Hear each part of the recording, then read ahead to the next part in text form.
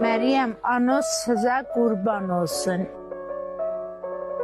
Akıbət xeyir olub, xoşbəxt olasınız inşallah.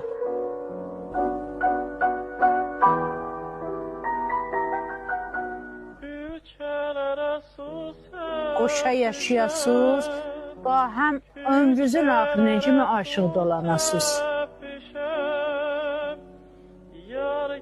به نام نامی یزدان به نام نامی یزدان تو را برگزیدم از میان همه خوبان تو را برگزیدم از میان همه خوبان برای زیستن با تو پذیرا می شوم مهر تو را از جان پذیرا می شوم مهر تو را از جان وفادار تو خواهم بود وفادار تو خواهم بود در هر لحظه در هر جا در هر لحظه در هر جا تو هم با من چنان با مهر پیمان کن که من با تو بهشت عشق سازم خانه را سرشار از مهر و نور عطر و یاسمن با تو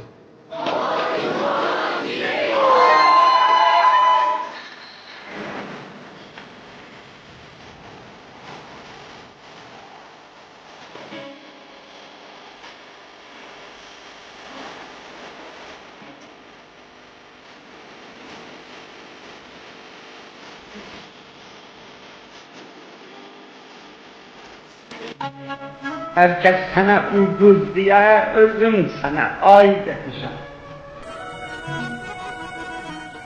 Senden sonra hayata ben şirindirse zay demişim.